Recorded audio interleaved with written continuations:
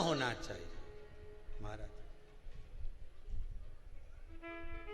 हनुमान जी के लिए लिखा है विद्यावान गुणी अति चातुर, राम काज करिवे को आतुर, प्रभु चरित सुनवे को रसिया, राम लखन सीता मन वसिया। जब गुण आ जाता है तो भगवान राम का दर्शन हो जाता है। अष्ट सिद्धि नव निधि के दाता हैं हनुमान जी महाराज, लिखा है अष्ट सिद्धि नव निधि के दाता असबर दीन, राम रसायन सदा रहो। अब विचार करिए, जिनके पास में अष्ट सिद्धियां नव निधियां हो, सब कुछ है, उसके बाद भी हनुमान जी की स्तुति कर रही है।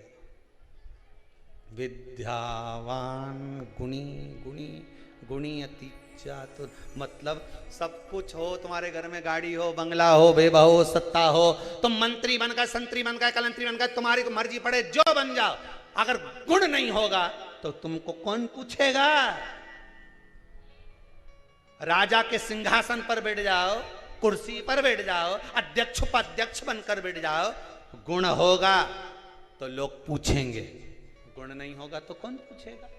विद्यावान गुणी अति चातुर, राम काज करिवे को आतुर, प्रभु चरित सुनिवे को रसिया, राम लखन सीता मन वसिया, सूक्ष्म रूप धरि सियहि दिखाओ, विकट रूप धरि लंक जराओ।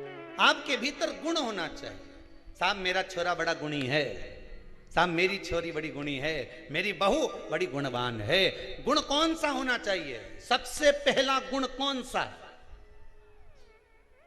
सबसे पहला गुण कौन सा है? उसकी नम्रता। कौन सा गुण है? जम के बोलिए जरा। नम्रता। जितने आस्था पर कथा सुन रहे हो, जितने मोबाइल पर कथा सुन रहे हो, आज कथा का छठा दिन है, कल कथा विराम हो जाएगी।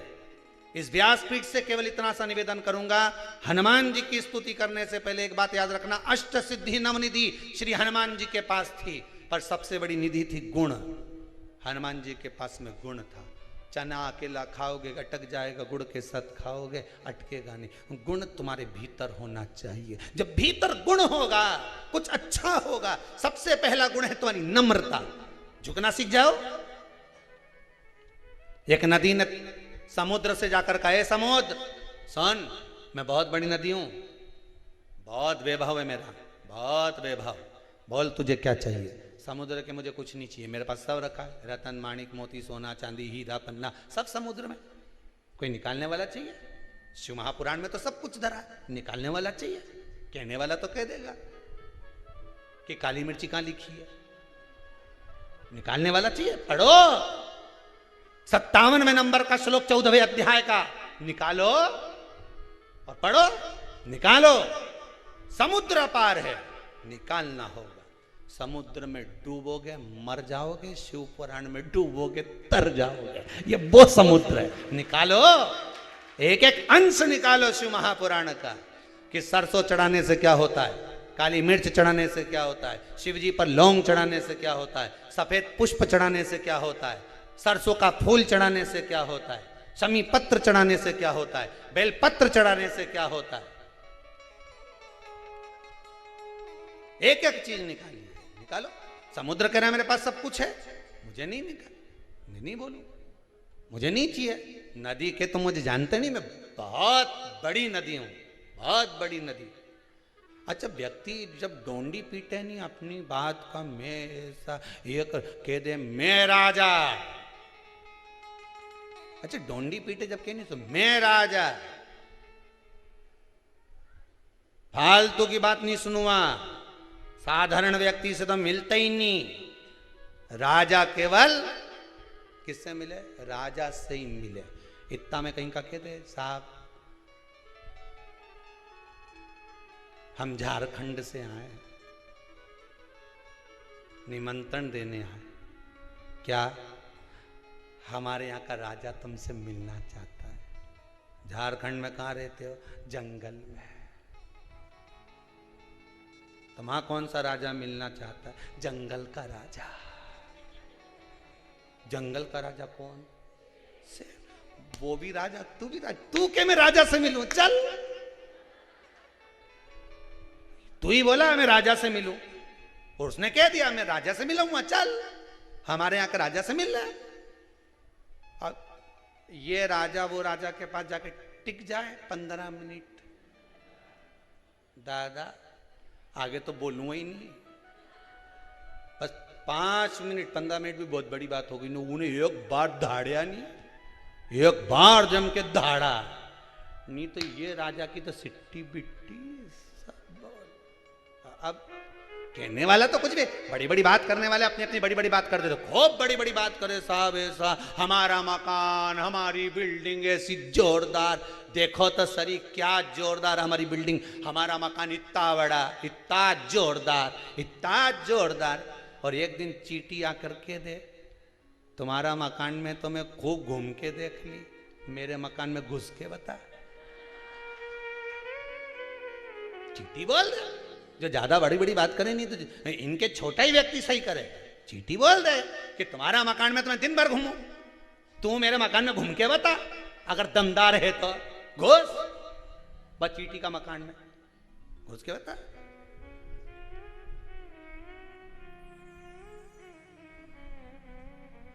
कौन जाएगा? बड़ी बात कहना सरल, बहुत सरल। कहने वाला तो कह दिया, कह देते। नदी ने कहा समुद्र से, मैं विशाल नदी, मांग तुझे क्या चाहिए। समुद्र ने मना कर दिया, मुझे कुछ नहीं, नहीं तुझे मांगना तो पड़ेगा। समुद्र ने कहा हरी हरी दूबा ला कर दे दे, घास ला कर दे दे। अब नदी गई, इतनी छोटी सी चीज मांगी, हरी दूबा हरी घास। नदी ने अपने घाट पर जो दूबा घास लगी थी अपने पानी से तोड़ना चालू करी। पानी की लेयर ले जाए, उछाले, फिर उछाले, फिर ला।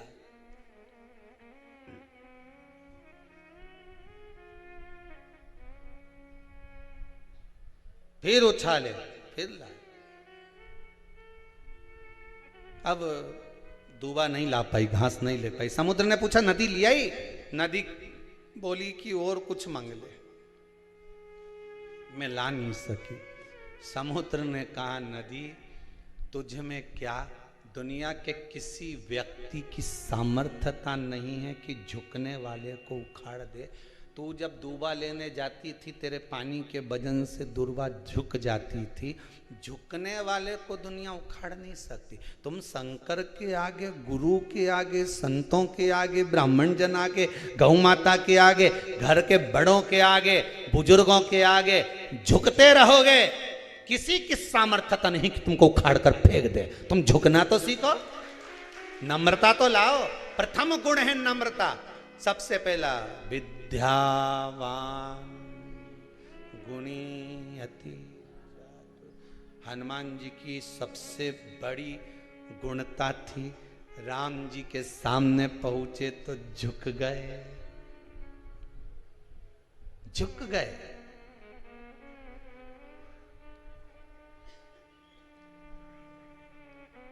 मेरे हनुमान ब्राह्मण का रूप रख कर गए थे। सबसे पहले जब सुग्रीव के दरवाजे पर राम जी पहुंच रहे थे, ब्राह्मण का रूप रख कर गए और राम जी के सामने झुक गए। राम क्षत्रिय है, हनुमान ब्राह्मण बनकर गए। दुनिया के लोगों ने कहा बताओ ब्राह्मण होकर क्षत्रिय के आगे झुक रहा है। नहीं नहीं नहीं नहीं, झुकना गुणवान की निशानी है। जो गुणी होगा, विद्यावान गुणी। अब यहीं देख लो, रावण में कहीं का गुण था? विद्वान था रावण। आज भी लोग कहते हैं बहुत विद्वान था रावण। रावण संहिता में लिखा है रावण बहुत विद्वान था, पर गुणी था? अगर गुणी होता, झुकना सीख जाता, तो राम जी के चरणों में जाते इसी दंडवत कर लेता, प्रणाम कर लेता, साष्टांग कर लेता और झुक कर कहता, प्रभु गलती हो गई, क्षमा चाहता हूं, बहुत बड़ी गलती हो गई प्रभु, नाथ मुझे क्षमा कर दो। अगर गुणवान होता तो पूरी लंका को बचा लेता, गुणवान होता पूरे वंश को बचा लेता, गुणवान होता सोने की नगरी को बचा लेता, गुणवान होता तो अपने भाई को लात मार कर निकालता, गुणवान होता तो अपने बच्चों को बचा लेता, गुणवान होता तो परिवार को नष्ट होते हुए नहीं देख पाता, पर गुण नहीं था नहीं। और यह गलती तुम मत कर जाना रे, जितना लोग कथा सुन रहे हो शिव महापुराण की, यह गलती मत कर जाना। गुणवान व्यक्ति का सबसे पहला लक्षण होता है नम्रता, झुकना सीख जाओ, बस सब कुछ हो गया। ये दांत इतना अकड़े नहीं, सबसे पहले यही गिरे, ये खाऊं खाऊं करे नहीं, ज्यादा अकड़े, ये सबसे पहले यही गिरे। और जीवान कहीं गिरे नहीं, कहीं तुमने सुनी है कि वो की जीवान गिर गई पापड़ी की, कहीं तुमने सुना हो जीवान कहीं गिरी हो तो बता। दांत तो कहीं का भी कहते हैं, उनका सोफा सेट निकली गया, उनका सारा दांत निकल गया, पर जीवान कहीं गिरे नहीं। उसमें नम्रता है, झुकती है, वो नम्र रहती है और झुकना सीख गई वो जीवान। इसलिए बचपन से लेकर मरा तब तक जीवान नहीं गिरी। पर जितना अकड़ता था नहीं ये घोड़िया, खूब अकड़े, खूब पांव अकड़े, खूब देर लात खींच खींच के, एक धुआं नहीं धर के बुढ़ापा में अकड़ता था। टीवी में देख लो, कोई सा तेल मिल रहा हो तो मंगवा लो। अब टीवी में दिन भर वह तेल ही बिके, उनके मालूम है खूब अकड़ा है, अब हमारे तेल काम आएगा। टीवी जब जब खोले तो कहीं का ना कहीं का तेल बेचने वाला मिल ही जाए, ऑनलाइन बुलवा लो तेल, गोड़िया मिलेगा। ये कमर पीठ खूब अकड़ती थी, तुम क्या जानो, ऐसा 4-4 बोरा तो हम पीठ पे तोक के ले जाए, खूब अकड़ा। अब बापड़ा यूंच पड़ा, अब नहीं बने मार से दादा। अब तो लोग कह रहा है कि गांव में कोई मर गया, वो के कंधा दे दादा, मुझे कंधे की जरूरत है, तू दूसरे को दिलवा रिया है। शमशान तक तोक के ले गया तो लोग मुझे वहीं जलाएंगे, नहीं जो अकड़े।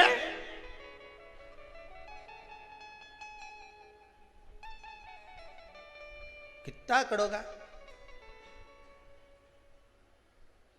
झुकना जीते की पहचान है, अकड़ना मुर्दे की शान है। क्यों अकड़ो? कौन ने कहा अकड़ो?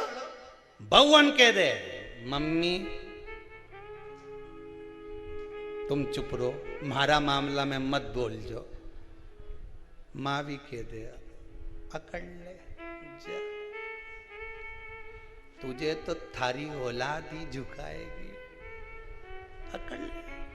और बाद में जब छोरा होने ऐसा ऐसा ज्ञान देनी तो फिर इतना ज्ञान दे बेटा हो, तब माँ बोले फिर हमारी सारी अकड़ धरी की धरी रह गई, सब पड़ी। क्या करे अकड़ का? जिस पेड़ में आंवला लगे उसकी डाली झुक जाए, जिसमें संतरा लगे उसकी डाली झुक जाए, केरी लगे तो डाली झुक जाए। फलदार वृक्ष झुकता है, जी में फल ही नहीं रहे वो नीलगिरी का पेड़ यूंच खड़ा, फिर जो हवा चली पटक दिया नीचे। अकड़ना नहीं। ये बहुत सारा ये जो सेकंड लेयर में गया ही नहीं, कोरोना की सेकंड लेयर में अकड़ में ही गया। क्या होगा? हमारे फालतू की बात के, वो तो टीवी में जबरदस्ती डराता फिरे वे कि मुंह पे मास्क लगाओ ने, हाथ सैनिटाइज करो ने, दूरी बना के चलो। आधा तो अकड़ में चले गया। दुकान बंद नहीं करी के, दुकान बंद कर दो, मत माल बेचो, नहीं तो तुम्हारा माल निकली जाएगा। पर नहीं माना, अकड़ में रह गया, और अकड़ में रह गया चले गया। अकड़ नहीं करता तो बात दूसरी पर अकड़ा। मैं तो अब भी आऊं बाजार से, 2 मिनट में जाऊंगा ना, दूध की थैली लेके जाऊंगा, तो दूध पीना जरूरी है, अभी जाऊं। अब वो दूध की थैली के चक्कर में खीर बढ़ गई।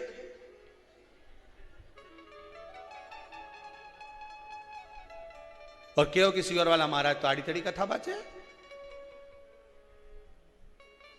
आधा अकड़ में चले गया। क्यों गए अकड़ में? मैं जाऊं, मैं हूं नहीं, मैं चौराहे पे खड़ा हूं, मैं सब काम करवा रहा हूँ, मैं ये करूँगा, मैं वो करूँगा, और मालूम पड़े कहीं से ले आया और मालूम पड़े बीमार पड़ गया और बेचारा पूरा घर के हिला के रख दिया, घर में कोई नहीं बचे, परेशान हो गए सारा घर का। अरे इंसान से तो गया नहीं गया, धन से भी चले गया, पूरा धो दिया। दे देखो हॉस्पिटल में, डॉक्टर में, बीमारी में कितना धन लगाए साहब, लोगों की दशा तो देखो, खाने तक का नहीं बचा है, इतना धोया और तो भी इंसान नहीं बचा पाया, तो भी नहीं बचा, अकड़ में चले गया, मैं हूं, मैं कर लूंगा, मैं कर लूंगा, मैं कर लूंगा। अरे घर में बैठा रहता है, थोड़े दिन ये विचार कर लेता कि कहीं नहीं मैं तो रामायण पढ़ूं, शिव पुराण, महाराज बाचे तो मैं भी शिव पुराण पढ़ के देखूं, मैं भी पढ़ के देखूं शिव पुराण, पढ़ लेता है शिव पुराण। हिरण्यकशिपु का भाव, बस गुण होगा तो जीवन का आनंद होगा। हिरण्यकशिपु आया घर पर, देखा धर्म पत्नी नहीं है, कहां गई? इंद्र ले गए, इंद्र के यहाँ गए, पत्नी कहाँ है? नारद जी ले गए। नारद जी ने हिरण्यकशिपु की पत्नी के गर्भ में जो बालक था उसको गुणवान बना दिया था। सबसे पहला भाव दिया था कि झुकना, प्रणाम करना, नमन करना, सबको प्रणाम कर, कुछ नहीं जाएगा प्रणाम करने में, नमन करने में, झुकने में कुछ जाएगा? कुछ नहीं जाए, प्रणाम करके तो देखो।